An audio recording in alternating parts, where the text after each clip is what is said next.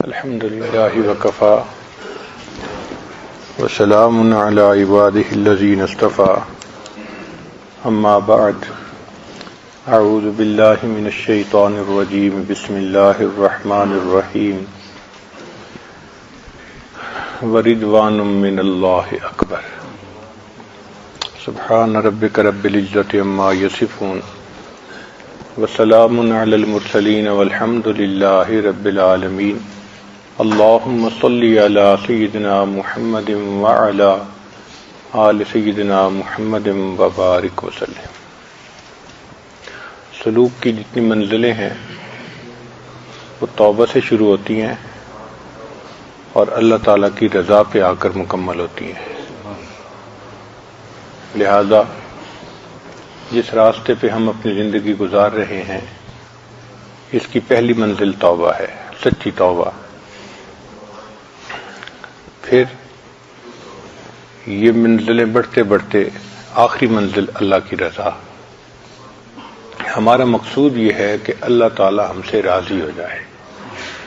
وَرِضْوَانٌ مِّنَ اللَّهِ أَكْبَرُ، اللہ تعالیٰ کی رضا سب سے بڑی بات ہے، بڑی نعمت ہے۔ اس لیے جنتی جب جنت میں جائیں گے ان کو ہر طرح کی نعمتیں ملیں گی، وہ بہت خوش ہوں گے، انجوائے کریں گے۔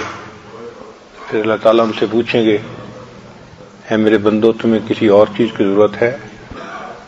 وہ کہیں گے اے اللہ ہر چیز تو آپ نے دے دی، ہم جو چاہتے ہیں وہ ہو جاتا ہے، تو ہم آپ سے اور کیا مانگیں؟ اللہ فرمائیں گے کہ اچھا میں اعلان کرتا ہوں کہ میں تم سے راضی ہو گیا۔ یہ جو اعلان ہوگا جنتیوں کو اس پر اتنی خوشی ہوگی کہ کسی اور نعمت پر اتنی خوشی نہیں ہوگی کہ اللہ ہم سے راضی ہو گئے۔ اللہ اس وقت راضی ہوں گے، پھر اس کے بعد کبھی ناراض نہیں ہوں گے۔ یہ کتنی بڑی نعمت ہے اللہ تعالی ہم سے راضی ہو جائے۔ ہماری پوری زندگی کا لب لباب نچوڑ اللہ کو راضی کرنا، محبوب راضی ہو جائے، محبوب حقیقی۔ چنانچہ آج کا عنوان ہے رضا بالقضاء۔ اللہ نے جس بندے کی جو تقدیر لکھ دی وہ اس کے اوپر راضی ہو جائے۔ عام طور پر شیطان یہ دشمنی کرتا ہے کہ بندے کے دل میں ڈالتا ہے کہ وائی می، میرے ساتھ یہ کیوں ہو رہا ہے؟ حالانکہ اللہ تعالیٰ نے ہمیں لاکھوں سے بہتر حالت میں رکھا ہے۔ وہ بھی لوگ ہیں جن کی آنکھیں ہی نہیں، جو بول ہی نہیں سکتے، جو سن ہی نہیں سکتے، جن کے پاؤں سلامت نہیں، ہاتھ سلامت نہیں۔ ایسے بھی ہیں کہ باڈی ہے لیکن ان کی عقل سلامت نہیں، سوچ نہیں سکتے۔ تو اللہ تعالیٰ نے ہمیں دیکھیں کتنی نعمتوں میں رکھا۔ پھر کتنے لوگ ہیں جو بے اولاد ہیں، باوجود اس کے کہ وہ مال پیسے والے ہیں، اولاد سے محروم ہیں۔ اللہ نے ہمیں اولاد کی بھی نعمت عطا فرمائی۔ پھر اللہ تعالیٰ نے ہمیں ایمان کی بھی نعمت عطا فرمائی۔ تو ہم اگر نعمتوں پہ غور کریں تو ہم تو اللہ تعالیٰ کی نعمتوں میں ڈوبے ہوئے بندے ہیں۔ یقین کریں کہ جتنی نعمتیں اس نے ہمیں دی ہیں وہ ہماری اوقات سے بڑھ کر ہیں۔ ہم اس قابل نہیں تھے، بن مانگے اس نے یہ نعمتیں عطا فرمائی۔ تو ہم اپنی تقدیر پہ راضی رہیں، جو اللہ نے لکھ دیا ہم اس پہ راضی ہیں۔ اس کی مثال یوں سمجھیں کہ ایک چھوٹا بچہ اس بات پہ راضی ہوتا ہے کہ اس کی ماں اس کے لیے جو کرے وہ ٹھیک ہے۔ تو جیسا چھوٹے بچے کو ماں پہ اعتماد ہوتا ہے اور وہ ماں کی ہر بات پہ خوش ہو جاتا ہے، اسی طرح بندے کا تعلق اللہ سے ہونا چاہیے کہ ہم اللہ تعالیٰ کی ہر بات پہ راضی ہو جائیں۔ جیسا اللہ نے چاہا ہمیں دنیا کے اندر رکھا، ہم اس حال میں راضی ہیں۔ ایک دفعہ بنی اسرائیل نے حضرت موسیٰ علیہ السلام سے سوال پوچھا کہ اے موسیٰ علیہ السلام ہمیں کیسے پتہ چلے کہ اللہ ہم سے راضی ہیں؟ آپ کو طور پہ جاتے ہیں تو آپ ذرا اللہ تعالیٰ سے پوچھئے۔ چنانچہ حضرت موسیٰ علیہ السلام کو طور پر تشریف لے گئے تو انہوں نے سوال پوچھا اے اللہ میری قوم پوچھتی ہے کہ کیسے پتہ چلے کہ آپ ہم سے راضی ہیں؟ رب کریم نے فرمایا اے میرے پیارے موسیٰ علیہ السلام ان لوگوں کو جا کے بتا دو اگر یہ اپنے دل میں مجھ سے راضی ہیں تو میں ان سے راضی ہوں، اگر ان کے دل میں مجھ سے شکوے ہیں تو میں ان سے ناراض ہوں۔ تو بڑا آسان طریقہ ہے یہ معلوم کرنے کا کہ اللہ ہم سے راضی ہے یا نہیں۔ اپنے دل میں جھانک کے دیکھیں۔ جو مومن ہوتا ہے ہر حال میں اللہ سے راضی، الا الکفر والضلال، سوائے کفر اور گمراہی کے ہر حال میں اللہ سے راضی۔ جس حال میں اللہ رکھے بس ہمارے لیے وہی حال بہتر ہے۔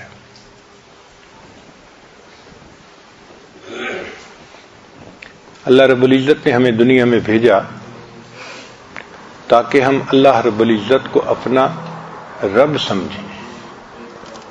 یوم میثاق میں اللہ نے روحوں کو اکٹھا کر کے وعدہ لیا تھا، الست بربکم، کیا میں تمہارا رب نہیں ہوں؟ سب نے کہا بلا، اے اللہ آپ ہی ہمارے رب ہیں۔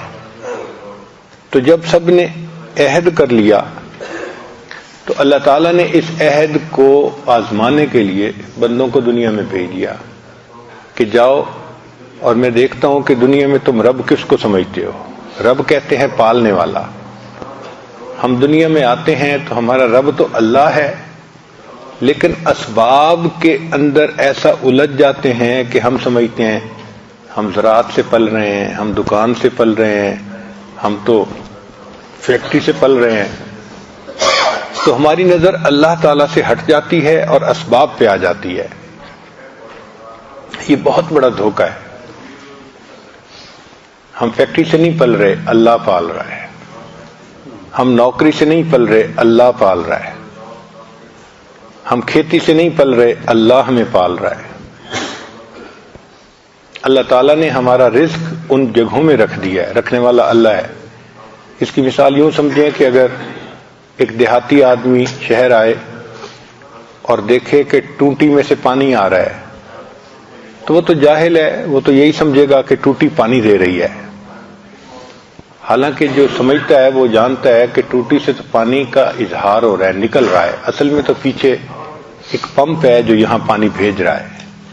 جس طرح پانی پمپ بھیج رہا ہے اور وہ ٹوٹی سے نکلتا نظر آتا ہے، اللہ تعالیٰ رزق ہمارا اپنے خزانوں سے بھیج رہے ہیں۔ وہ ہمیں دکان سے نکلتا نظر آتا ہے، وہ فیکٹری سے نکلتا نظر آتا ہے، وہ زراعت سے نکلتا نظر آتا ہے۔ تو اس میں دھوکے میں پڑنے کی ضرورت نہیں ہے۔ اس لیے فیکٹری کی وجہ سے کوئی ایسا کام نہ کریں جو شریعت کے خلاف ہو، بزنس میں کوئی ایسا کام نہ کریں جو شریعت کے خلاف ہو۔ اس لیے کہ جب اللہ نے رزق دینا ہے تو ہم کیوں کوئی کام ایسا کریں جو اللہ کو ناپسند ہو۔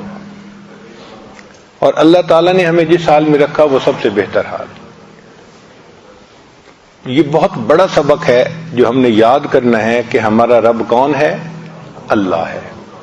اس لیے قرآن مجید کی ابتدا رب کے نام سے، الحمدللہ رب العالمین، رب کے نام سے۔ اور ہر 2-4 صفحے کو الٹ کے دیکھیے، آپ کو کسی نہ کسی آیت میں رب کا نام نظر آئے گا۔ ایسے لگتا ہے جیسے پورے قرآن میں اللہ تعالیٰ نے اس رب کے لفظ کو سجا دیا ہے۔ اور پھر جو اختتام ہوا تو وہ کس لفظ پہ، کس صورت پہ؟ قل اعوذ برب الناس، وہ بھی رب کا۔ تو ابتدا میں بھی رب اور آخر پہ بھی رب۔ مقصد یہ تھا کہ تم اس یقین کو پکا کر لو کہ پالنے والا کون ہے؟ رب ہے۔ اچھا، ہم اگر نماز پڑھتے ہیں تو ہر رکن میں رب کی یاد۔ دیکھیں، ہم رکوع میں کھڑے ہو کے تلاوت کرتے ہیں تو تلاوت میں پڑھتے ہیں الحمدللہ رب العالمین، تو رب کو یاد کیا نا۔ پھر ہم رکوع کرتے ہیں قیام کے بعد تو رکوع میں پڑھتے ہیں سبحان ربی العظیم، رب کو یاد کیا۔ پھر ہم سجدہ کرتے ہیں سبحان ربی الاعلی۔ پھر ہم اتحیات میں بیٹھ جاتے ہیں تو رب جعلنی مقیم الصلاۃ، تو رب کا نام ہر جگہ، ہر رکن میں۔ مقصود یہ تھا کہ ان کے دماغ میں یہ چیز بیٹھ جائے، پکی ہو جائے کہ ہمارا رب اللہ ہے۔ یہ مضبوط ایمان ہماری ضرورت ہے کہ ہماری نظر ہر وقت اللہ تعالیٰ کی ذات پہ ہو۔ اسی لیے قرآن مجید میں جتنی بھی دعائیں ہیں، اکثر دعائیں رب کے نام سے مانگی گئی۔ رب کہتے ہیں کہ جو پرورش کرنے کا ذمہ دار ہو، جیسے بچے کی مربیہ اس کی ماں ہوتی ہے، تو ہمارے مربی کون ہے؟ اللہ تعالیٰ ہے. تو دعائیں رب کے نام سے منگوائی گئیں. ربنا آتنا فی الدنیا، ربنا ظلمنا انفسنا، ربنا لا تزغ قلوبنا، ربنا اغفر لنا ذنوبنا و اسرافنا فی امرنا. تو یہ ربنا ربنا کے لفظ سے اتنی دعائیں کیوں منگوائی گئیں؟ اس میں حکمت ہے. اللہ تعالیٰ چاہتے تو اس کے تو 99 نام ہیں جو ہمیں معلوم ہیں، اس سے زیادہ ہیں جو اس کے علم میں ہیں، تو اپنے کسی اور نام سے منگوا دیتے نام دعائیں. رب کے نام سے منگوائی اس لیے کہ رب کے نام میں ایک تعلق ہے کہ یہ بندہ ہے، وہ اللہ ہیں اور وہ اس کے ذمہ دار ہیں. اس لیے اگر کوئی بچہ روئے اور اس کی ماں کا نام ہے فاطمہ اور کہے فاطمہ فاطمہ فاطمہ، اس سے کوئی محبت نہیں اٹھتی. اور وہی بچہ اگر کہہ دینا ماما ماما، بھاگی ہوئی آئے گی اس کی ماں، حالانکہ وہ پکار تو پہلے بھی ماں کو رہا تھا، اب بھی ماں کو رہا تھا، مگر فاطمہ کے نام سے وہ محبت ماں کے دل میں نہیں جاگی جو ماما کے نام سے جاگ رہی ہے، کہ وہ سمجھتی ہے کہ اب اس نے مجھے پکارا، میں ذمہ دار ہوں اس کو پالنے کی، اس کی خبرگیری کرنے کی. تو رب کریم نے فرمایا کہ میرے بندے جب رب کے نام سے دعا مانگیں گے نا تو میں تو ہوں ہی ذمہ دار، تو میں ان کی دعاؤں کو قبول کر لوں گا. اس لیے رب کے نام سے دعائیں مانگنا یہ بڑی اہمیت رکھتا ہے. اور عجیب بات کہ یہ سبق ہم نے پوری زندگی یاد کرنا ہے، اور جب قبر میں جائیں گے تو سب سے پہلا سوال کیا پوچھا جائے گا؟ من ربک، تیرا رب، تمہارا رب کون ہے؟ معلوم ہوا کہ ساری زندگی تیاری کی اور امتحان کا پہلا کوشچن یہ ہے کہ من ربک، بتاؤ بھائی تمہارا رب کون ہے. اب جس نے تو اللہ پہ ایمان پکا بنا لیا ہوگا وہ تو کہے گا کہ اللہ ربی، اللہ میرا رب ہے. اور جو فیکٹری کو سمجھے گا اور کھیتی کو سمجھے گا وہ کہے گا ہائی ہاتا، مجھے نہیں معلوم کہ میرا رب کون ہے. قیامت کے دن بھی انسان اللہ کے سامنے کھڑا ہوگا تو اس دن بھی رب کا تذکرہ کہ یوم یقوم الناس لرب العالمین، قیامت کے دن انسان اپنے رب کے سامنے کھڑے ہوں گے. تو ہمارا تعلق ہے اللہ کے ساتھ، ہم بندے ہیں، وہ ہمارا رب ہے، اس پہ ہمیں خوشی ہونی چاہیے. کسی کا مربی اتنا کامل نہیں ہو سکتا جتنا کامل اللہ ہے. کسی کو اتنی صفات حاصل نہیں جو صفات اللہ کو حاصل ہے. کسی کے پاس اتنے خزانے نہیں جو خزانے اللہ کے ہیں. تو جب ہمارا رب ایسا ہے کہ ہر اعتبار سے کامل ہے، ہر نقص سے، ہر برائی سے بلند اور برتر ہے، تو ہمیں تو اس بات پہ بہت خوشی اور ناز ہونا چاہیے. ہمیں کیا فکر ہے کہ ہمارا رب تو اللہ ہے. اس لیے سیدنا علی لانو ایک عجیب بات فرماتے تھے، اے اللہ میرے لیے یہی عزت کافی ہے کہ تو میرا پروردگار ہے. اے اللہ میرے لیے یہی عزت کافی ہے کہ تو میرا پروردگار ہے، اور میرے لیے یہی فخر کافی ہے کہ میں تیرا بندہ ہوں. یہ باعث فخر ہے ہمارے لیے کہ ہم اللہ کے بندے ہیں. اس سے بڑی عزت اور ہمیں کیا مل سکتی ہے کہ اللہ نے ہمیں اپنا بندہ بنا لیا. تو 3 باتیں ہیں جو آج کی اس مجلس میں آپ اپنے دل میں اچھی طرح بٹھا لیں. پہلی بات کہ ہم اللہ سے راضی ہوں کہ وہ ہمارا رب ہے، خوش ہوں اس بات پہ، دل میں خوشی کی لہر محسوس کریں کہ ہمارا پروردگار اللہ ہے. اور جو بھی ہو جائے اس کو ہم سمجھیں کہ یہ ہمارے اللہ کی طرف سے ہے، اور جو بھی ہے اس میں ہمارے لیے بہتری ہے. اس کو کہتے ہیں رضا بالقدر، کہ تقدیر پہ راضی رہنا. اور دوسرا کہ ہم نبی علیہ الصلوۃ والسلام سے راضی ہوں کہ وہ ہمارے پیغمبر علیہ السلام ہیں. سچی بات ہے، نبی علیہ الصلوۃ والسلام کی تعلیمات کے انوارات جب نصیب ہوتے ہیں نا تو اتنا شکر کا احساس ہوتا ہے دل میں، اے اللہ آپ نے کتنا کرم کیا کہ آپ نے اپنے محبوب کو ہمارا راہبر و رہنما بنا دیا. اگر نبی علیہ الصلوۃ والسلام ہمیں زندگی گزارنے کی تعلیم نہ دیتے تو پتہ نہیں آج ہم کن گمراہیوں میں پڑے ہوئے ہوتے. دیکھیں مسنون دعاؤں کے معنی پہ غور کریں.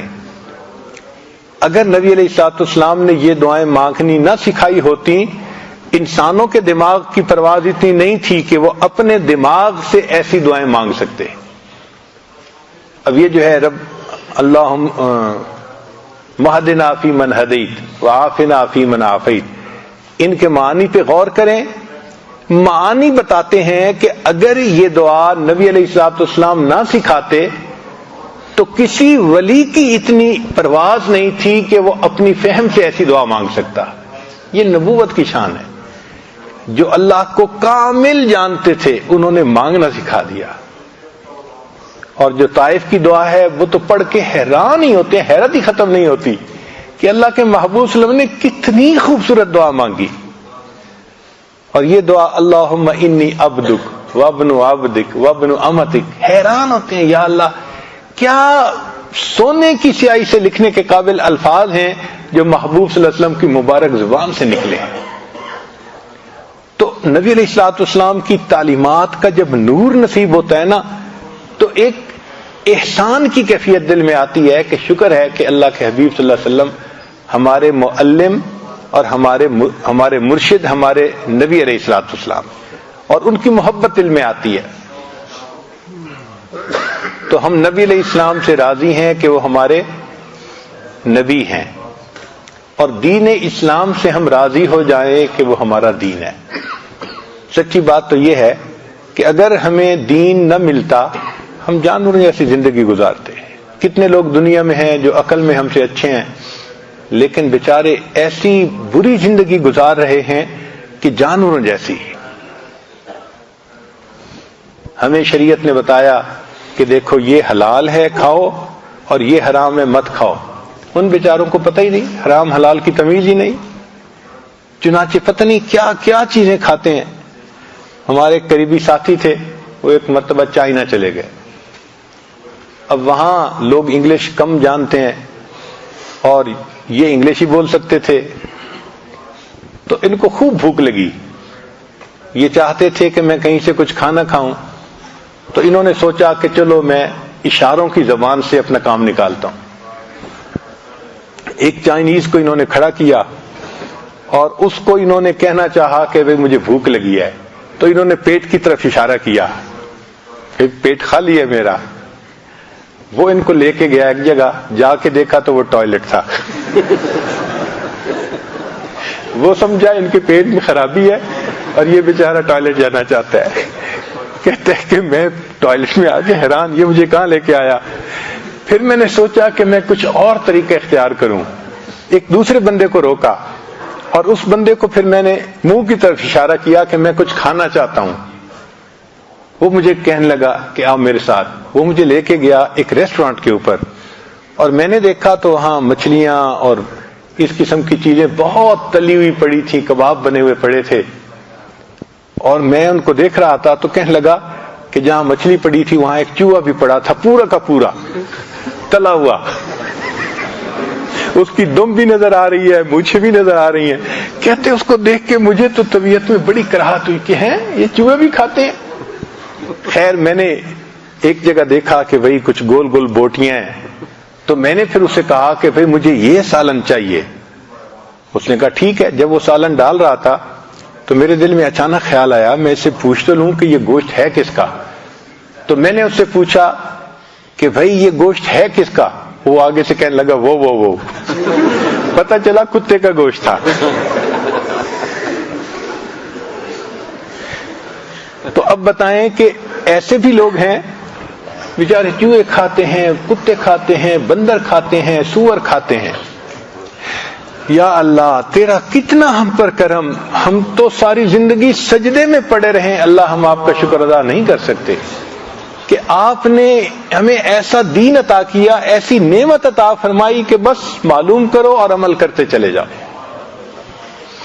تو ہم یقینی بات ہے کہ اللہ تعالیٰ کے اس نعمت کا شکر ادا نہیں کر سکتے جو دین اسلام کی نعمت اللہ نے دی ہے.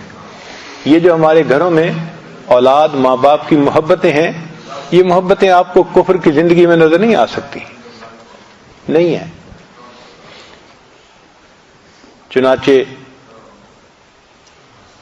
ایک ریاست ہے کنیکٹیکٹ، نیو یارک کے قریب ہے، نیو جرسی نیو یارک کے قریب ہے.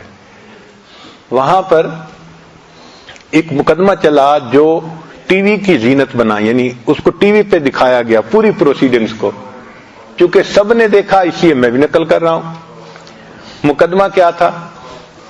ایک ماں نے بیٹے پہ مقدمہ کیا کہ میرا خاوند فوت ہو گیا، یہ میرا جوان بیٹا ہے، میں اس کے ساتھ گھر میں رہتی ہوں، میرا مقدمہ یہ ہے کہ اس میرے بیٹے نے ایک کتا پالا ہوا ہے اور یہ دن میں تقریباً 3-4 گھنٹے اس کتے کے ساتھ گزارتا ہے، اس کو باہر لے کے جاتا ہے، کھانا کھلاتا ہے، اس کا خیال رکھتا ہے، 3-4 گھنٹے روزانہ یہ کتے کے ساتھ گزارتا ہے۔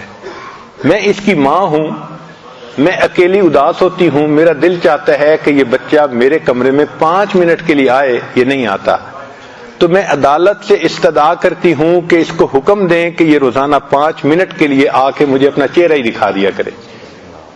ماں نے مقدمہ کیا اور وکیل کیا، بچے نے بھی اس کے مقابلے میں وکیل کیا، اور یہ مقدمہ چلا، دونوں طرف سے دلائل دیے گئے، اور دلائل دینے کے بعد جو مقامی قانون تھا اس کے حساب نے جج نے ججمنٹ دی کہ جی کتا اس لڑکے نے پالا ہوا ہے، کتا اس کی لائبلٹی ہے، 2 گھنٹے لگیں 5 گھنٹے لگیں اس کو لگانے پڑیں گے اس کی ضرورت کو پورا کرنے کے لیے، چونکہ اس کی ذمہ داری ہے۔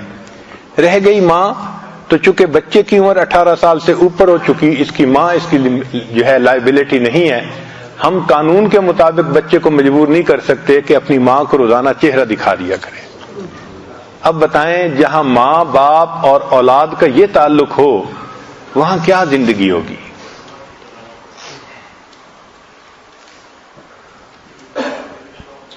ایک مرتبہ میں ٹرین پہ سفر کرنے کا موقع ملا، وہاں پہ تو ایک جگہ یہ عاجز بیٹھا ہوا تھا، ایک امریکن خاتون، عمر اندازاً اس کی ہوگی کوئی 50 یا اس سے اوپر، وہ دور بیٹھی ہوئی تھی۔ جب اس نے دیکھا کہ یہ بندہ اکیلا بیٹھا ہے تو ساتھ والی سیٹ پر آ کر بیٹھ گئی اور مجھ سے پوچھنے لگی آپ مسلمان ہیں؟ میں نے کہا الحمدللہ ہاں میں مسلمان ہوں۔ تو کہنے لگی کہ میں نے یہ سنا ہے کہ مسلمان وعدے کے بڑے پکے ہوتے ہیں۔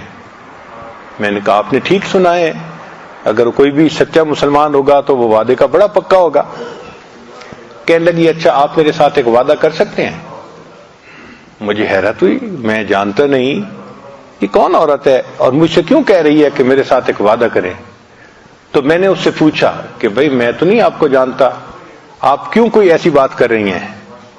وہ کہنے لگی اصل بات یہ ہے کہ میرے 4 بچے ہیں، 3 بیٹے 1 بیٹی، وہ سارے کے سارے اسی شہر میں رہتے ہیں لیکن وہ جوان ہو چکے ہیں اور ان کے پاس اتنی فرصت نہیں کہ وہ میرے پاس آ سکیں۔ خاوند فوت ہو گیا، میں اکیلی رہتی ہوں، اب سارا دن اکیلا رہ رہ کے میں نفسیاتی مریض بن گئی ہوں۔ تو میں آپ سے یہ وعدہ لینا چاہتی ہوں کہ آپ امریکہ میں جہاں بھی ہوں گے مجھے روزانہ 1 منٹ کے لیے کلیکٹ کال کریں گے۔ کلیکٹ کال کا مطلب یہ ہوتا ہے کہ میں کہیں سے کال کروں تو بل اس کو آئے گا جو ریسیو کرے گا، تو میں بل پے کروں گی، آپ 1 منٹ کے لیے مجھے صرف ہیلو ہائے کر دیا کریں۔ میں نے کہا اس سے کیا فائدہ ہوگا؟ کہنے لگی کہ مجھے ہوپ رہے گی کہ آج دن میں مجھے بھی کال آئے گی اور کوئی بندہ مجھ سے پوچھے گا تم کیسی ہو۔ ایک ماں جس کے 4 بچے ہیں اور اسی شہر میں ہیں، وہ ماں ترس رہی ہے کہ کوئی بندہ 24 گھنٹے میں 1 مرتبہ کال کر کے مجھے یہ پوچھ لے کہ تم ٹھیک ہو۔ جہاں یہ ماں باپ اور اولاد کا تعلق ہو وہاں کیا خاندانی زندگی ہوگی؟ ہمارے ہاں ماں باپ اولاد میں کیا محبتیں ہیں، یہ سب کس کا نتیجہ ہے؟ دین اسلام کی تعلیمات کا نتیجہ ہے۔ الحمدللہ بچے ماں باپ پہ قربان ہوتے ہیں، ماں باپ اولاد پہ جان دیتے ہیں، یہ محبتیں سب اس وجہ سے ہیں۔ تو یہ دین اسلام کی برکت ہے جو اللہ نے ہمیں عطا فرمائی ہے۔ یہ جو پاک رہنا، صاف رہنا، یہ دین اسلام کی برکت ہے جو اللہ نے ہمیں عطا فرمائی ہے۔ تو ہم 3 باتوں میں بہت خوش ہوں۔ کیا؟ اللہ تعالیٰ سے خوش ہوں کہ وہ ہمارا رب ہے، نبی علیہ السلام سے خوش ہوں کہ وہ ہمارے پیغمبر ہیں، اور دین اسلام سے خوش ہوں کہ وہ ہمارا دین ہے۔ جو بندہ 3 چیزوں میں خوش ہو گیا، اب نبی علیہ السلام کی حدیث مبارکہ سن لیجئے کہ اللہ تعالیٰ کے حبیب صلی اللہ علیہ وسلم فرماتے ہیں ذاق طعم الایمان، اس بندے نے ایمان کا مزہ چکھ لیا. من رضی باللہ ربا، جو اللہ سے راضی ہو گیا کہ اللہ رب ہے، وہ بے محمد النبی، اور محمد صلی اللہ علیہ وسلم سے راضی ہو گیا کہ وہ ہمارے نبی ہیں، وبالاسلام دینا، اور اسلام سے راضی ہو گیا کہ وہ دین ہے. یعنی یہ تین کام کرنے سے بندے کو ایمان کی لذت نصیب ہو جاتی ہے، چاشنی نصیب ہو جاتی ہے. تو ہمیں اللہ سے راضی رہنا چاہیے. اللہ ہمیں جس حال میں رکھا ہے ہمارے لیے وہی حال بہتر ہے. اگر کوئی اور حال ہوتا تو ہم دکھی ہو جاتے، ہم پریشان ہو جاتے. یوں بندہ سمجھتا ہے کہ میں تو بڑا دکھی ہوں، حالانکہ ہمیں اللہ تعالیٰ نے لاکھوں سے بہتر حال میں رکھا ہے. شکوے کرنا، یہ کہنا کہ یہ نہ ہوا وہ نہ ہوا، یہ اللہ تعالیٰ کو ناپسند ہے. چنانچہ فرمایا کہ جس نے یہ چاہا کہ جس وقت جو چیز اللہ جل شانہ نے پیدا فرمائی اس وقت میں کوئی دوسری چیز پیدا ہوتی تو اس نے اپنے جہل و نادانی میں کوئی دقیقہ نہ چھوڑا. مشائخ نے لکھا ہے رضا کیا ہے؟ فرماتے ہیں ہوا سرور القلب یمر بمر القضاء، کہ قضاء کے اوپر دل کو سرور مل جائے، اس کو رضا کہتے ہیں. نبی علیہ السلام نے ارشاد فرمایا عجبت من قضاء اللہ عز وجل للمؤمن ان اصابہ خیر حمد ربہ وشکرہ، کہ میں حیران ہوں، تعجب ہوتا ہے مجھے مومن کے حال پر کہ جب اللہ تعالیٰ اس کو اچھے حال میں رکھتا ہے تو وہ اللہ کی حمد بیان کرتا ہے، اس کا شکر ادا کرتا ہے. وَإِنْ أَصَابَتْهُ مُصِیبَةٌ، اور اگر اس بندے کو کوئی مصیبت پہنچتی ہے حامد ربہ وصبر، وہ اللہ کی حمد بیان کرتا ہے اور اس پر صبر کرتا ہے. المؤمن یؤجر فی کل شیء، مومن کو ہر بات میں اجر ملتا ہے. حتی فی اللقمۃ یرفعها الی فی امرأتہ، حتیٰ کہ بیوی کے منہ میں لقمہ ڈالتا ہے اس پر بھی اللہ اجر عطا فرماتے ہیں. کیا خوبصورت دین ہے کہ بیوی کو مسکرا کے دیکھو تو اس پر نیکی ملتی ہے، اور بیوی کے منہ میں لقمہ ڈالو اس پر خوشی ملتی ہے. اپنی ہی انسان ضرورتوں کو پورا کرتا ہے، اللہ نے اس پر بھی ہمارے لیے اجر لکھ دیا ہے. یہ بیوی کے منہ میں لقمہ ڈالنا یہ بھی نبی علیہ الصلوۃ والسلام کی ایسی سنت ہے کہ جس پر گھر آباد ہو جاتے ہیں. ایک مرتبہ لاہور کا ایک نوجوان تھا، اس کی شادی کو کچھ مہینے ہو گئے تھے تو ملنے کے لیے آیا. ہم نے پوچھا سناؤ بھائی آپ خوش ہیں؟ تو بڑا غصے میں تھا، کہنے لگا جی کیا کروں، بس ماں باپ نے ایسی بیوی ڈھونڈ کے دی ہے جو بالکل جو ہے نا وہ دین سے محبت نہیں رکھتی، نماز نہیں پڑھتی، کہتا رہتا ہوں پردے کا خیال نہیں کرتی، فلاں نہیں کرتی فلاں نہیں کرتی. ایک لمبی چارج شیٹ اس نے بنائی ہوئی تھی. تو مقصد اس کا یہ تھا، یہ کہتے ہیں to read in between the line, کہ اگلا بات تو کر رہا ہے لیکن مدعا کیا ہے یہ سمجھنا پیر کا مقصد، پیر کا کام ہوتا ہے. ہمارے حضرت فرمایا کرتے تھے اگر مرید ہونا 420 تو پیر ہوتا ہے 840. اللہ تعالیٰ ان کو وہ فہم دے دیتے ہیں کہ وہ سمجھ جاتے ہیں کہ یہ چاہتا کیا ہے. اور ہمارے حضرت رحمۃ اللہ کو تو اللہ نے کشف عطا فرمایا تھا. ایک مرتبہ کراچی میں یہ عاجز خدمت میں حاضر تھا تو ایک عالم آئے، تو مجھے پتا تھا کہ یہ عالم حضرت سے کیا پوچھنے کے لیے آئے ہیں. تو میں حضرت کی خدمت میں حاضر ہوا اور میں نے کہا کہ حضرت وہ فلاں عالم آپ سے ملنے کے لیے آئے ہیں. حضرت نے میری طرف دیکھا اور فرمانے لگے میں لعنت بھیجتا ہوں اس پیر پر کہ جس کو کوئی ملنے کے لیے آئے اور پیر کو پتہ نہ چلے یہ کیوں آیا ہے. میں لعنت بھیجتا ہوں اس پیر پر کہ ملنے کے لیے کوئی آئے اور اس کو یہ پتہ نہ چلے یہ کیوں ملنے کے لیے آیا ہے. تو ہمارے حضرت کو تو اللہ نے کشف دیا تھا، اللہ نے ان کو ایسی فہم دی تھی، فراست دی تھی کہ وہ پہچانتے تھے. ایک مرتبہ ایک عالم تھے چکوال میں ساتھ گئے تو میں نے عرض کیا حضرت میرے ساتھ ایک عالم آئے ہیں، علاقے کے بڑے معروف عالم ہیں۔ اچھا مجھے نہیں پتا تھا، وہ پہلے حضرت سے مصافحہ کر کے چلے گئے تھے۔ تو جب میں نے یہ کہا تو حضرت مجھے فرمان لگے ہاں میں نے اسے پڑھ لیا ہے، ہاں میں نے اسے پڑھ لیا ہے۔ یعنی آئے اور مصافحہ کیا، اور مصافحہ کرنے کی دیر میں حضرت فرمان لگے میں نے اسے پڑھ لیا ہے، مجھے پتہ ہے کہ وہ کس درجے کا عالم ہے۔ تو یہ فراست ہوتی ہے جو اللہ تعالیٰ عطا فرما دیتے ہیں۔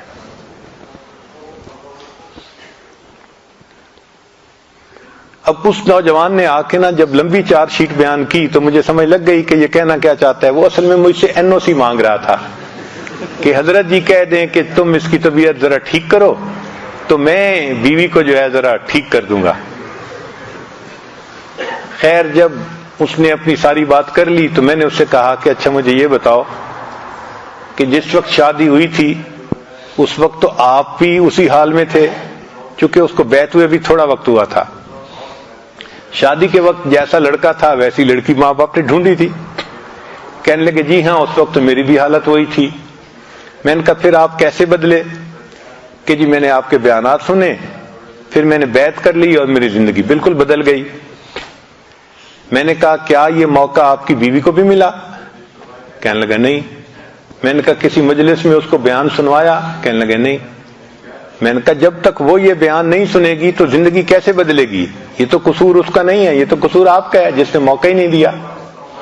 تو تھوڑا سا نا وہ سلو ہو گیا کہ بھئی میں جس شد و مد کے ساتھ آیا تھا نا یہاں یہ سلسلہ نہیں چلے گا۔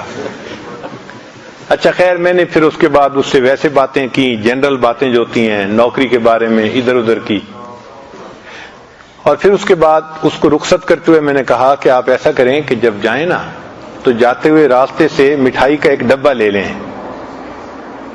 اس نے پوچھا جی؟ میں نے کہا وہ جا کے جب گھر میں دسترخوان بچھے نا کھانے کے لیے تو وہ مٹھائی کا ڈبہ بھی اس کے اوپر رکھنا، اور ان میں سے مٹھائی کا ایک ٹکڑا اٹھا کے نا بیوی کے منہ میں ڈالنا۔ وہ مجھ سے پھر پوچھتے جی؟ اس کو سمجھ نہیں آ رہی تھی کہ بھئی یہ مجھے کہہ کیا رہے ہیں۔ وہ تو آیا تھا اس کو سیدھا کرنے کی نیت سے، اور ہم اسے کہہ رہے تھے کہ بیوی کے منہ میں مٹھائی کا۔ تو پھر میں نے اسے کہا کہ بھئی میں فارسی نہیں بول رہا، اردو میں بات کر رہا ہوں، آپ مقصد کو سمجھیں کہ جائیں، اور یہ سنت عمل ہے، اور آپ تو ماشاءاللہ اب بہت سنتوں پہ عمل کرتے ہیں تو اس سنت پہ بھی عمل کریں۔ کہنے لگا جی ٹھیک ہے، وہ چلا گیا۔ اللہ کی شان دیکھیں کہ دوسرے دن بیوی کو لے کے آیا، میری بیوی بیعت ہونے کے لیے آئی ہے۔ میں نے پوچھا کیسے؟ کہنے لگا میں گھر گیا، مٹھائی کا ڈبہ دسترخوان پہ رکھوایا تو بیوی خاموشی سے دیکھتی رہی کہ یہ ہو کیا رہا ہے۔ پھر لقمہ کھاتے کھاتے میں نے ایک گلاب جامن اٹھایا اور بیوی کے منہ کی طرف بڑھایا تو وہ میری طرف دیکھنے لگی کہ کیا کر رہے ہو؟ تو میں نے کہا کہ یہ مجھے حضرت صاحب نے بتایا ہے کہ نبی علیہ السلام کی سنت ہے تو میں اس سنت پہ عمل کر رہا ہوں، تمہارے منہ میں یہ لقمہ۔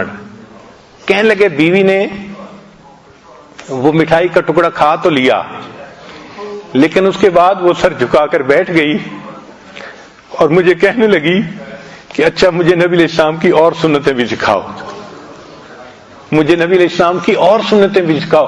ایک سنت پر عمل کرنے سے اس بچی نے پردہ بھی شروع کر دیا، نماز بھی شروع کر دی، زندگی کی ترتیب ہی بدل لی اس نے۔ تو محبوب صلی اللہ علیہ وسلم کی ایک سنت میں اتنی طاقت ہے کہ ایک آزاد خیال بچی وہ اپنی زندگی کا رخ ہی بدل لیتی ہے۔ اگر کسی کی بیوی دین کی طرف نہیں آتی تو یہ اس کے خاوند کا قصور ہوتا ہے کہ اس نے دین کو مجسم شکل میں پیش نہیں کیا ہوتا۔ اگر دین کو ہم مجسم شکل میں پیش کرتے تو سب سے زیادہ ہماری قدردان ہماری بیوی ہوتی۔ اور اس کی دلیل کیا ہے کہ نبی علیہ السلام نے جب نبوت کا دعویٰ فرمایا تو سب سے پہلے کون ایمان لے کے آیا؟ عورتوں میں سیدہ خدیجہ کبریٰ رضی اللہ تعالیٰ، جو بیوی تھی جو جتنا قریب رہتی تھی اتنا جلدی وہ ایمان لے کے آئی۔ تو دین میں تو مقناطیسیت ایسی ہے کہ جو اس پر عمل کرے گا اس کی بیوی اس پہ قربان جائے گی۔ مگر ہم ایسا تو نہیں نہ کر سکتے کہ بیوی نیک بن کے رہے اور ہم آزاد بن کے رہیں، یہ نہیں ہو سکتا، ہماری یہ تمنا پوری نہیں ہو سکتی۔ ہم خود نیک بنیں گے تو پھر گھر والے اولاد پھر وہ بھی نیک بنیں گے۔ تو بہرحال ہم اللہ رب العزت سے راضی ہیں کہ وہ ہمارے رب ہیں، نبی علیہ السلام سے راضی ہیں کہ وہ ہمارے پیغمبر ہیں، اور ہم دین اسلام سے راضی ہیں کہ وہ ہمارا دین ہے۔ یہ دین کی باتوں کو بوجھ سمجھنا، بڑی پابندیاں ہیں جی، بڑی پابندیاں ہیں، یہ بہت خطرناک چیز ہے، کبھی ایسا نہ سمجھنا۔ مثلا جیسے فاسق قسم کے لوگ کہہ دیتے ہیں یہ کیا ہے جی، عورتوں پہ اتنی پابندیاں، پردے میں رہو، لپٹے رہو، یہ پابندیاں نہیں ہیں، اس میں راحت ہے، وہ کتنی مصیبتوں سے بچ جاتی ہے۔ اگر وہ عورت بے پردہ پھرتی تو پتہ نہیں اس کو کہاں کہاں سے عزت کا خطرہ ہوتا۔ اب اگر وہ پردے میں ہے تو وہ پرسکون زندگی گزار رہی ہے۔ تو جو شریعت نے پابندیاں لگائی ہیں اس میں ہمارا فائدہ ہے۔ چنانچہ کتابوں میں ایک واقعہ لکھا ہے، ایک آدمی تھا جو امام مسجد بھی تھا، اللہ کی شان کہ وہ فوت ہوا۔ تو جب اس کو دفن کیا گیا تو اس کا چہرہ قبلے کی طرف کر دیا گیا، جیسے عادت ہے دفن کرنے کے لیے میت کا چہرہ قبلے کی طرف کر دیا جاتا ہے۔ کوئی ایسی وجہ بنی کہ قبر کو کھولنا پڑا، تو جب لوگوں نے قبر کھودی کوئی اپنی چیز ڈھونڈنے کے لیے تو دیکھا کہ چہرہ قبلے کی طرف سے پھرا ہوا تھا۔ تو ان کو بڑی حیرت ہوئی کہ بھئی ابھی کل کی تو بات ہے، یہ کیسے چہرہ پھر گیا بالکل دوسری طرف۔ تو لوگوں نے تحقیق کی، ان کے گھر والوں سے پوچھا کہ بھئی کون سی وجہ، تو کوئی وجہ نظر نہیں آتی تھی۔ ایک اللہ والے تھے، وہ سمجھ گئے کہ کوئی اندر کا مسئلہ ہے اور سیریس مسئلہ ہے۔ تو انہوں نے اس کی بیوی سے پوچھا کہ بھئی آپ بتائیں دین کے بارے میں ان کا معاملہ کیا تھا؟ تو بیوی نے کہا کہ جی دین کے کاموں پہ عمل تو کرتے تھے، لیکن کبھی کبھی مجھے کہتے تھے کہ یہ جو سردی کے موسم میں ہم میاں بیوی ملتے ہیں نا، اور اس کے بعد غسل فرض ہے، دین میں یہ بہت سختی کی چیز ہے، یعنی میاں بیوی کے ملنے کے بعد غسل کا کرنا ان کو بوجھ نظر آتا تھا۔ دین کا حکم بوجھ نظر آنے کی وجہ سے اللہ نے قبلے سے چہرہ ہی ہٹا دیا۔ تو ہم دین کے احکام کو بوجھ نہ سمجھیں، اللہ کی رحمت سمجھیں کہ اللہ نے ہم پر رحمت فرما دی، ہمیں یہ نعمت عطا فرما دی۔ تو تین باتیں، اللہ سے راضی ہوں کہ وہ ہمارا رب ہے، نبی علیہ السلام سے راضی ہوں کہ وہ ہمارے پیغمبر ہیں، اور دین اسلام سے راضی ہوں کہ وہ ہمارا دین ہے۔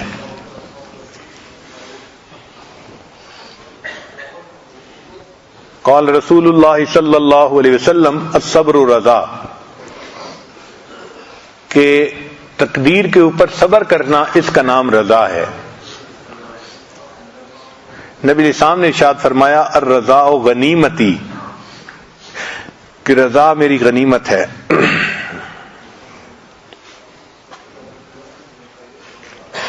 مکتوبات امام ربانی مجدد ثانی رحمۃ اللہ علیہ میں ہے، حضرت حق جل سبحانہ مومنوں کے نزدیک تمام چیزوں سے زیادہ عزیز اور محبوب ہے، خواہ اموال ہوں یا انفس، زندہ کرنا اور مارنا سب اللہ تعالیٰ کے افعال میں سے ہے، کسی دوسرے کو اس میں دخل نہیں، لہذا لازمی طور پر اللہ تعالیٰ کا فعل بھی عزیز تر اور محبوب تر ہوگا، بلکہ مناسب تو یہ ہے کہ محب اپنے محبوب کے فعل سے لذت گیر ہو اور خوشی حاصل ہو۔ جب اللہ سے محبت ہے تو ہماری تقدیر کس نے بنائی؟ اللہ نے بنائی، تو اللہ کے فعل پر بھی ہمیں خوشی ہونی چاہیے نا، سبحان اللہ، اسی کو رضا کہتے ہیں۔ رضا تین چیزوں کا نام ہے، اللہ تعالیٰ کا دین جس طرح اس نے اتارا ہے تو اس کے ساتھ راضی ہو جائے، تقدیر اور روزی جس طرح اس نے تیرے اور دوسروں کے لیے مقرر فرمائی تو اس کے ساتھ راضی ہو جائے، اور تیسرا ما سوی اللہ کی بجائے تو اپنے مولا کے ساتھ راضی ہو جائے۔ جنید رحمت اللہ علیہ فرماتے تھے رضا یہ ہے کہ تو اپنے اختیار کو ترک کر دے۔ حارث رحمت اللہ علیہ فرماتے تھے حکم الہی کے جاری ہونے پر دل کو سکون حاصل ہونا رضا ہے۔ ذنون مصری رحمت اللہ فرماتے تھے قضاء الہی کے گزرنے کے ساتھ ساتھ دل کا خوش ہونا یہ رضا ہے۔ وفی بعض الاخبار، اور بعض پہلے کی کتابوں میں یہ لکھا ہے، یقول اللہ تبارک و تعالی، اللہ تعالیٰ یہ ارشاد فرماتے ہیں، من لم یرض بقضائی، جو بندہ میری قضا سے راضی نہیں ہوتا، ولم یصبر علی بلائی، اور میری بھیجی ہوئی بلا کے اوپر صبر نہیں کرتا، فلیخرج من تحت سمائی، اس کو چاہیے کہ میرے آسمان کے نیچے سے نکل جائے، ولیتخذ ربا سوائی، اور میرے سوا کسی اور کو اپنا رب بنا لے۔ وَأَوْحَى اللَّهُ تَعَالَى إِلَى داؤد علیہ السلام، اللہ تعالیٰ نے داؤد علیہ السلام کی طرف وحی نازل فرمائی، یا داؤد ترید و ارید، ایک ہے تیری مرضی اور ایک ہے میری مرضی، ولا یکون الا ما ارید، مگر ہوگا وہ جو میری مرضی ہوگی، فإن سلمت لی ما ارید، اگر تو چاہے کہ جو میری مرضی ہے تو اتیت، تو آتیک بما ترید، اتیتو کا بما ترید، اگر تو چاہے کہ میری مرضی پوری ہو تو میں تمہیں وہ بھی عطا کر دوں گا جو تمہاری مرضی ہے، اور اگر تو چاہے کہ وہ پورا ہو جو تیری مرضی ہے تو میرے بندے میں تجھے تھکا بھی دوں گا، اور مرضی تو میری ہی پوری ہوگی۔ ایک تیری مرضی ہے، ایک میری مرضی ہے، اگر تو چاہے کہ تیری مرضی پوری ہو تو میں تجھے تھکا بھی دوں گا اور تیری مرضی کو بھی پورا نہیں ہونے دوں گا، اور اگر تو چاہے کہ میری مرضی پوری ہو تو اے میرے بندے میں تیری مرضی کو بھی پورا کر دوں گا۔ تو ہمیں تو اللہ کی مرضی پہ راضی ہو جانا چاہیے۔ لقمان علیہ السلام نے اپنے بیٹے سے کہا، اوصی کا بخصال، اے بیٹے میں تجھے ایک بات کی نصیحت کرتا ہوں، تقربک من اللہ، وہ اللہ کے تمہیں قریب کر دے گی بات، وتباعدک من سخطہ، اور اللہ کے غصے سے تجھے دور کر دے گی، ان تعبد اللہ لا تشرک بہ شیئا، کہ تو اللہ کی عبادت کر اور اللہ کے ساتھ کسی کو شریک نہ بنا، وَإِن تَرْضَ بِقَدَرِ اللَّهَ فِيمَا أَحْبَبْتَ وَكَرِهْتَ، اور تو اللہ کی تقدیر پہ راضی ہو جا جو تجھے اچھی لگے یا بری لگے، کوئی بات بھی ایسی تو اس پہ راضی ہو جا، یعنی کوئی چیز پسند ہے، مرضی کے موافق ہے یا مرضی کے خلاف ہے، اس پہ اللہ سے راضی ہو جا، یہ چیز تجھے اللہ کے غصے سے دور کر دے گی۔ عمر بن الخطاب اللہ عنہ نے ابو موسیٰ اشعری رضی اللہ عنہ کو خط لکھا، اس میں فرمایا، اما بعد فإن الخیر کلہ فی الرضا، خیر ساری کی ساری اللہ کی رضا میں ہے، فإن استطعت ان ترضى وإلا فاصبر، تجھے چاہیے کہ تو اللہ سے راضی ہو جائے ورنہ تو تقدیر کے اوپر صبر کر۔ امام ربانی مجدد لسانی رحمۃ اللہ فرماتے ہیں کہ مقام رضا مقام محبت سے بلند ہے، مقام رضا مقام محبت سے بلند ہے۔ فرماتے ہیں مقام رضا محبت اور حب کے مقام سے بھی بالا تر ہے، کیونکہ مرتبہ رضا مرتبہ محبت سے بلند ہے، چونکہ محبت میں اجمالاً اور تفصیلاً انسیت کا وجود ہے، اور مقام رضا میں نسبتیں حذف ہو جاتی ہیں جو حضرت حق سبحانہ کی ذات کے مناسب ہیں، اور مقام رضا کے اوپر حضرت خاتم الرسل علیہ الصلاۃ والتسلیمات کے علاوہ کسی کا قدم نہیں ہے، یعنی جتنے لوگوں کو بھی معرفت نصیب ہوئی ان کو مقام محبت تک معرفت نصیب ہوئی، اور اللہ کے حبیب صلی اللہ علیہ وسلم کو مقام رضا تک ہوئی۔ شاید اسی مقام کی خبر دیتے ہوئے نبی علیہ السلام نے فرمایا ہے، لی مع اللہ وقت لا یسعنی فیہ ملک مقرب ولا نبی مرسل، میرے لیے اللہ تعالیٰ کے ساتھ ایک ایسا وقت بھی ہوتا ہے جس میں کوئی مقرب فرشتہ اور نبی مرسل شریک نہیں ہوتا۔ اب علامات ہیں کہ بندہ رضا کے مقام تک کب پہنچتا ہے۔ پہلی علامت عین مصیبت میں محبت کا بھڑکنا، یعنی اللہ تعالیٰ کی طرف سے بندے کے اوپر کوئی مصیبت آئے اور بندے کے دل میں اللہ کی محبت جوش مار رہی ہو، یہ پہلی علامت۔ چنانچہ ایک صحابی کے بارے میں آتا ہے کہ ان کو پھوڑا نکل آیا، جس پھوڑے سے کہ موت آ جاتی تھی، اور کافی تکلیف کے عالم میں تھے۔ اس تکلیف کے عالم میں وہ اللہ تعالیٰ کو مخاطب کر کے کہتے تھے، اے میرے مالک، تو جو چاہے میرے ساتھ کر، میں تیری محبت کے اوپر ابھی بھی قائم ہوں۔ اے اللہ، تو جو چاہے میرے ساتھ کر، میں تیری محبت پر ابھی بھی قائم ہوں۔ اور ابو سلیمان فرماتے ہیں، اذا صلی العبد عن الشہوات فہو راض، جو بندہ شہوات کو چھوڑ دے وہ اپنے اللہ سے راضی ہو گیا۔ عبداللہ ابن مبارک رحمۃ اللہ فرماتے ہیں، الرضا لا یتمنا خلاف حالہ، اپنے حال کے خلاف جو بندہ تمنا نہ کرے وہ اللہ سے راضی ہوتا ہے۔ رضا بالقضاء کے انعامات، کہ جو بندہ اللہ تعالیٰ کی تقدیر پہ راضی ہو جاتا ہے، اللہ سے خوش ہو جاتا ہے، پھر اس کے بعد اس کو انعام کیا ملتا ہے؟ کمال ایمان کا ذائقہ چکھنا، ذاق طعم الایمان من رضی باللہ ربا و بالاسلام دینا و بمحمد الرسولہ۔ دوسرا، اللہ کی محبت کا ملنا۔ چنانچہ الرضا باب اللہ الاعظم وجنت الدنیا، یعنی جو انسان اللہ پہ راضی ہو جاتا ہے اس کو گویا دنیا کی جنت نصیب ہو جاتی ہے، ایسا سکون مل جاتا ہے اس کے دل میں، پھر ایسے بندے کو جنت کی بشارت ملتی ہے، یا ایتھا النفس المطمئنہ ارجعی الی ربک راضیۃ مرضیہ فادخلی فی عبادی وادخلی جنتی۔ مصیبت پر راضی رہنے والے کے لیے جنت کی بشارت۔ اس پر ابو موسیٰ اشعری رضی اللہ عنہ کی ایک حدیث ہے جو انہوں نے نقل کی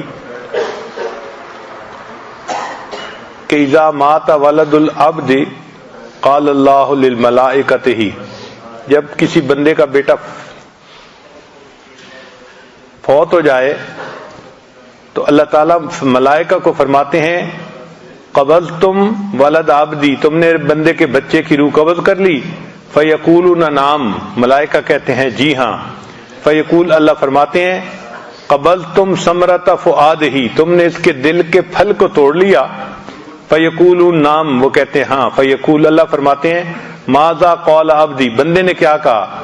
فیقولون، فرشتے کہتے ہیں، حمدک، کہ اس بندے نے آپ کی حمد بیان کی، واسترجع، اور اس نے انا للہ پڑھی۔ فیقول اللہ، اللہ تعالیٰ فرماتے ہیں، ابنوا لعبدی بیتا فی الجنۃ وسموہ بیت الحمد، اس بندے کے لیے جنت میں محل تیار کر دو اور اس محل کا نام بیت الحمد رکھ دو۔ سبحان اللہ، اللہ کی رضا پہ راضی رہنے کی کیا نعمت ہے، اللہ جنت میں محل تعمیر کروا دیتے ہیں۔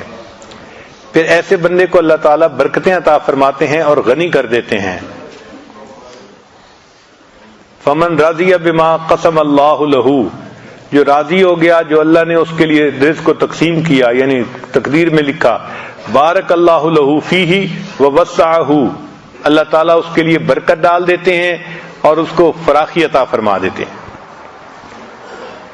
پھر جو بندہ اللہ سے راضی ہوتا ہے، اسرع الناس مرن علی الصراط، پل صراط سے جو لوگ گزریں گے ان میں سب سے زیادہ تیز رفتاری کے ساتھ وہ بندہ گزرے گا جو اللہ کی رضا پہ راضی رہے گا۔ پھر جلساء الرحمن یوم القیامہ، کہ جو بندے اللہ سے راضی ہوں گے وہ قیامت کے دن اللہ تعالیٰ کے ہم جلیس ہوں گے، مجلس میں بیٹھنے کی ان کو سعادت نصیب ہوگی اور اللہ کی ان کو رضا حاصل ہوگی اور ان کو افضل درجات حاصل ہوں گے جنت میں۔ پھر ان کو اجر عظیم حاصل ہوگا، جو اللہ سے راضی ہوتے ہیں ان کو اللہ تعالیٰ اجر عظیم عطا فرماتے ہیں۔ اور ایک حدیث مبارکہ ہے، وہب بن منبہ رحمۃ اللہ علیہ نقل کرتے ہیں کہ داؤد علیہ السلام کو اللہ نے وحی نازل فرمائی کہ قال داؤد علیہ السلام، داؤد علیہ السلام نے پوچھا، رب ایو عبادک ابغض الیک، اے اللہ بندوں میں سے کون سا بندہ آپ کو سب سے زیادہ ناپسند ہے؟ قال وہ بندہ جو میری تقدیر پہ راضی نہیں رہتا، وہ مجھے اپنے بندوں میں سب سے زیادہ ناپسند بندہ ہے۔ جو شخص کے قضاء سے جنگ کرتا ہے وہ ذلیل ہوتا ہے، اللہ اسے ذلت عطا فرماتے ہیں۔ تو اللہ تعالیٰ کے ہر کام میں خیر ہوتی ہے، بندے کو چاہیے کہ اللہ کے ہر کام میں راضی رہے۔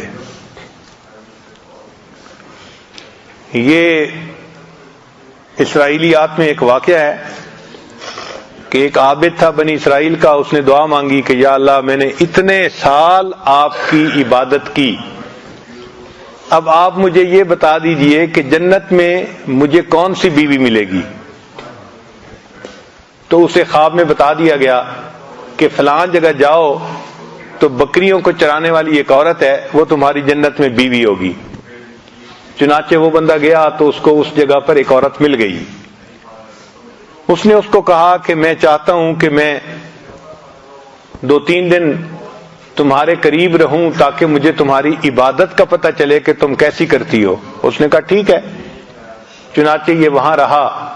اس نے دیکھا کہ نہ وہ دن میں روزہ رکھتی تھی اور نہ وہ رات کو لمبی تہجد پڑھتی تھی، جبکہ یہ بندہ صائم الدہر تھا اور قائم اللیل تھا، ساری رات عبادت کرتا تھا، سارا دن روزہ رکھتا تھا۔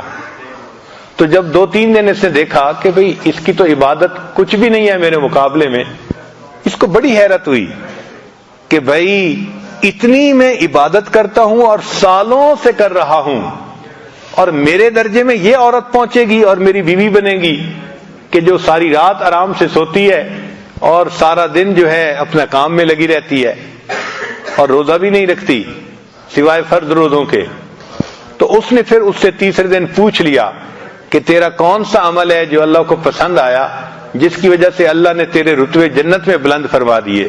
اس عورت نے کہا کہ میں زیادہ عبادت نہیں کرتی، ایک عام زندگی گزارتی ہوں، بس اتنی بات ہے کہ میں اپنے اللہ سے اس سے راضی ہوں، اس نے جو میری تقدیر بنا دی میں اپنے رب سے راضی ہوں۔ تو اس نے کہا کہ ہاں تیرا یہ عمل ہے جس کی وجہ سے اللہ نے جنت میں تیرے درجوں کو بلند کر دیا۔ تو عبادت کیے بغیر جنت میں درجے بلند ہوں گے اس عمل پر کہ انسان اللہ سے راضی ہے۔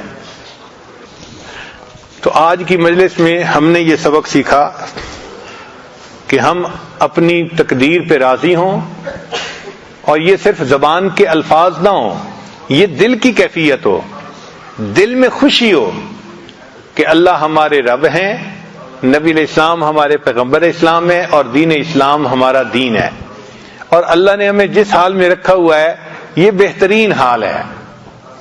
جو لکھ دیا ہم اپنے مالک پہ راضی ہیں، ہم اپنے محبوب پہ راضی ہیں۔ جیسے امام ربانی مجدد نے ہم نے فرمایا کہ جب محبوب سے محبت ہوتی ہے تو جو کام محبوب کرے اس سے بھی محبت ہوتی ہے۔ تو اللہ نے ہماری تقدیر بنائی، ہم اس پہ بھی خوش ہیں کہ اللہ نے ہماری تقدیر جیسے بنائی۔ اللہ تعالی ہمیں مقام رضا عطا فرمائے۔ وآخر دعوانا ان الحمد للہ رب العالمین۔ مراقبہ کر لیجیے۔ لا الہ الا اللہ محمد رسول اللہ۔ اللهم صل على سيدنا محمد وعلى آل سيدنا محمد وبارك وسلم. لا أحصي ثناء عليك أنت كما أثنيت على نفسك رب اغفر وارحم وأنت خير الراحمين. لا إله إلا الله الحليم الكريم. سبحان رب العرش العظيم والحمد لله رب العالمين. نسألك موجبات رحمتك وعزائم مغفرتك والغنيمة من كل بر والسلامة من كل اسم. لا تدع لنا ذنبا إلا غفرته ولا هما إلا فرجته ولا حاجة هي لك إلا قضيتها يا أرحم الراحمين يا أرحم الراحمين يا أرحم الراحمين. رضيت بالله ربا وبالإسلام دينا وبسيدنا محمد صلی اللہ علیہ وسلم. رب کریم ہم ظاہر میں آپ کے بندے، حقیقت میں نہایت گندے، اللہ ہمارے حال پر رحم فرما. رات کا نصف حصہ گزر چکا، آپ کے نیک بندے آپ کے سامنے کھڑے ہوئے ہیں، آپ کے نیک بندے آپ کے سامنے ہاتھ باندھ کر کھڑے ہوئے ہیں، تہجد میں کھڑے ہوئے ہیں. رب کریم ہمیں بھی ان کے ساتھ مشابہت عطا فرما. رب کریم ہم بھی آپ کے ایک نیک بندے کی باتیں سنتے رہے. رب کریم ہمارے دلوں کو روشن فرما، ہمارے دلوں کو منور فرما۔ اللہ کب تک غفلت والی زندگی جیتے رہیں گے؟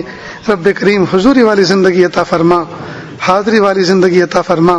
غفلت والی زندگی سے ہم پناہ چاہتے ہیں، اللہ ہمیں حقیقی پناہ نصیب فرما۔ رب کریم حضوری والی زندگی عطا فرما، استحضار والی زندگی عطا فرما، غفلت والی زندگی سے ہماری حفاظت فرما۔ دور دراز سے چل کر لوگ آئے ہوئے ہیں، آپ کے گھر میں بیٹھے ہوئے ہیں، رب کریم آپ کے در کی چوکھٹ پکڑ کر بیٹھے ہوئے ہیں، آپ راضی ہو جائیے، آپ راضی ہو جائیے، ایسے راضی ہو جائیے کہ پھر کبھی ناراض نہ ہونا۔ پیارے اللہ آپ راضی ہو جائیے، اپنی رضا حقیقی نصیب فرما، اپنے حقیقی رضا ہم سب کو نصیب فرما، ہماری نسلوں کو عطا فرما۔ میرے پیارے اللہ، پیر کے ناخن سے لے کے سر کے بال تک آپ نے نعمتوں میں رکھا ہوا ہے، یا اللہ زحمتوں میں مبتلا ہونے سے حفاظت فرمائیے۔ یا اللہ ہم ناپے تولے جانے کے قابل نہیں ہیں، حساب کتاب لیے جانے کے قابل نہیں ہیں۔ پیارے اللہ اگر آپ حساب لینے پر آ گئے، ہم ایک چائے کی پیالی کا بھی حساب نہیں دے سکتے۔ پیارے اللہ ہم ایک صبح اور ایک شام کا بھی حساب نہیں دے سکتے، ایک وقت کے دسترخوان کا بھی حساب نہیں دے سکتے۔ اللہ جی ہم ناپے تولے جانے کے قابل نہیں ہیں، آزمائے جانے کے قابل نہیں ہیں۔ آپ راضی ہو جائیے، نعمتوں میں رکھیے اور شکر کی توفیق عطا فرمائیے۔ اللہ مصیبتوں سے حفاظت فرمائیے، مصیبتوں سے حفاظت فرمائیے۔ ہم آپ کے کمزور بندے ہیں، رب کریم آپ کے حبیب پاک صلی اللہ علیہ وسلم نے ہمیں خبر دی ہے، جو بندہ مصیبتوں پہ صبر کرتا ہے اس کو بھی جنت دیں گے، اور جو نعمتوں پہ شکر کرتا ہے اس کو بھی جنت دیں گے۔ پیارے اللہ آپ مصیبت بھیجیں، پھر ہم اس پہ صبر کریں، پھر آپ ہمیں جنت عطا فرمائیں۔ اللہ ہم کمزور بندے ہیں، پیارے اللہ اس راستے سے ہم آپ کا قرب حاصل نہیں کر سکتے۔ رب کریم آپ نعمتیں عطا فرمائیے، نعمتوں کا استحقاق عطا فرمائیے، نعمتیں عطا فرمائیے اور اس پر شکر کی توفیق عطا فرمائیے، اور اس طرح سے اپنے قرب خاص عطا فرما دیجئے۔ اللہ جی آپ راضی ہو جائیے۔ اللہ آج کی مجلس کی برکت سے رب کریم ہمیں شکر کی توفیق عطا فرما، آپ کی ذات سے راضی رہنے کی توفیق عطا فرما، حضور پاک صلی اللہ علیہ وسلم کو اپنے دل و جان سے چاہنے کی توفیق عطا فرما۔ یا اللہ اسلام کی نعمت پر شکر کی توفیق عطا فرما۔ اللہ آپ ہمارے شکر کو قبول فرما لیجئے، اللہ ہمارے شکر کو قبول فرما لیجئے، ہمارے اعمال کو قبول فرما لیجئے۔ یا اللہ ہمیں دائمی استقامت عطا فرما دیجئے۔ رب کریم ہماری نسلوں کو استقامت عطا فرما دیجئے، ہماری نسلوں کی نسلوں کو دین پر استقامت نصیب فرما دیجئے۔ پیارے اللہ جو مانگا عطا فرما، جو مانگنے سے رہے وہ بھی عطا فرما۔ رسول صاحب والدہ کا انتقال ہو، ہمارے دوست مفتی غلام رسول صاحب کی والدہ کا انتقال ہو چکا، پیارے اللہ ان کو قرب کے اعلیٰ درجات عطا فرما۔ رب کریم کتنا پیارا دن اور کتنی پیاری رات اور کتنا پیارا وقت ملا ہے، پیارے اللہ ہم ان کی بھی تعزیت کرتے ہیں۔ پیارے اللہ آپ سے درخواست کرتے ہیں، اللہ آپ کے بندے کی والدہ آپ کے پاس ایسے مبارک دن میں لمحات میں پہنچی ہیں، رب کریم مغفرت فرما دیجئے، قرب کے اعلیٰ درجات عطا فرما دیجئے۔ یا اللہ ہم میں سے نہ جانے کتنوں کے والدین یا اللہ آپ کی رحمت میں پہنچ چکے ہیں۔ یا اللہ اب ہم جب اس قابل ہوئے کہ ان کی خدمت کرتے تو یا اللہ وہ دنیا سے رخصت ہو گئے، رب کریم ان کے درجات کو بلند فرما دیجئے، ان کے درجات کو بلند فرما دیجئے۔ اللہ ان کو قرب کے اعلیٰ درجات عطا فرما دیجئے، ان کی مغفرت فرما دیجئے۔ اور ہم میں سے جتنوں کے والدین حیات ہیں یا اللہ ان کی دل و جان سے خدمت کرنے کی توفیق عطا فرمائیے۔ پیارے اللہ یہاں سے جانے کے بعد ہم ان سے معافیاں مانگیں، وہ ہم سے راضی ہو جائیں، پھر آپ بھی ہم سے راضی ہو جائیں۔ یا اللہ ایسی لمحات عطا فرما دیجئے، ایسے لمحات عطا فرما دیجئے۔ یا اللہ ہمارے والدین کتنے قیمتی ہیں، یا اللہ ہم ان کا حق ادا نہ کر سکے، ہمیشہ ان کو اٹھا کے رکھا، ہمیشہ ان کی مرضی کے خلاف کام کیے۔ میرے پیارے رب بچپن میں نہ جانے ہمارے لیے کتنے آنسو بہائے، نہ جانے کتنی راتوں کو وہ جاگے، نہ جانے کتنے قرض لے کر ہمارے علاج کروائے۔ میرے پیارے اللہ اب جب جان میں جان آئی اور بازو میں طاقت آئی، اب جب ماں اور باپ کسی کام کا حکم دیتے ہیں تو ان کو نوجوان بچے آنکھیں دکھاتے ہیں۔ رب کریم ان کی معصیت اور نافرمانی سے ہماری حفاظت فرما لیجئے، قدردانی کی توفیق عطا فرما دیجئے، قدردانی کی توفیق عطا فرما دیجئے۔ پیارے اللہ جو مانگا عطا فرما، جو مانگنے سے رہے وہ بھی عطا فرما۔ وصلی اللہ تعالی علی خیر خلقہ محمد و آلہ و اصحابہ اجمعین برحمتک یا ارحم الراحمین۔